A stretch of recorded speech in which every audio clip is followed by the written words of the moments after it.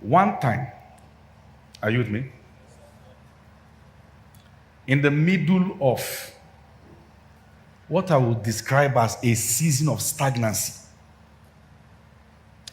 I had a dream. Because, it is very easy to believe that you are a David until you know what it feels like to be an Eliab. So, I was going through a very dry season. Then I had a dream. In that vision, then I was serving as a pastor in the Redeemed Christian Church of God. So I had a vision that many of us were on queue to be ordained in camp. Okay. I need to describe this vision in the most graphical way. Please, those of you in front, please form a queue. Quickly. You say that thing has never happened before. Today is the day. Oh yeah? Yes, at the back, like that. In the back, a long queue. So, this was what I saw in my dream. Okay? Baba was standing here. And please come, the next person, and he will pour the oil, ordain the person. Power of the Holy Ghost. Go back to your seat. Then he will come to the person, pour the oil, ordain the person. You go back to your seat. Then he will pour the oil, ordain the person. You go back to your seat. He will pour the oil, ordain the person. You go back to your seat. He will pour the oil, ordain the person. Go back to your seat. Then I was the last guy. Then when he got to my turn, he said, hey, the oil has finished.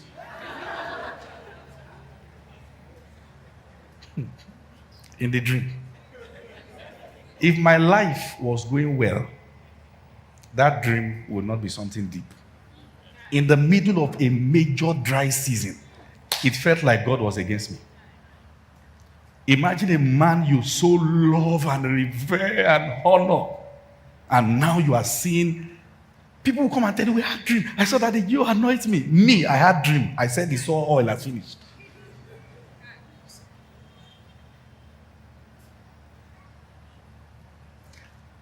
Let me tell you, I carried the pain and the fear of what that may mean for 5 years.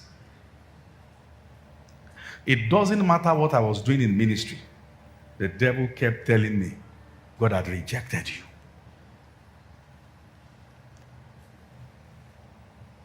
Yeah, you had a dream. Angel even hug you. Angel Gabriel hug you inside your dream. Me, they say, oil has finished. For somebody who has a call to ministry, do you know what that means? It was years later. I was seated in a meeting like this. It was my father and the Lord that was preaching. And he said, the Lord said, there are people here who had powerful visions but misinterpreted it. Are you following what I'm saying here? Said there are people here who God showed something very powerful, but they got the interpretation wrong. And it had affected major aspects of their life. The vision of Sphere of Light Church ought to have started years before. We could not start because I saw a dream that said oil had finished. When he gave that word of prophecy, I sat in that meeting with tears. I remember there's one dream like that. I have not forgotten for 5 years. That same night I went to bed and I had the same dream again.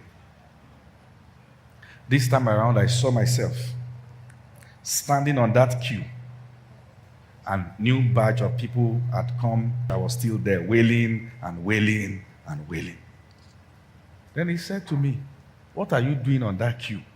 This queue is for those who are to be ordained as pastors in the Redeemed Christian Church of God.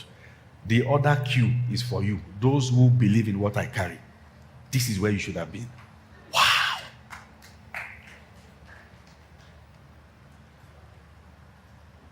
Sometimes stagnation can come because of one misunderstanding of what God is saying.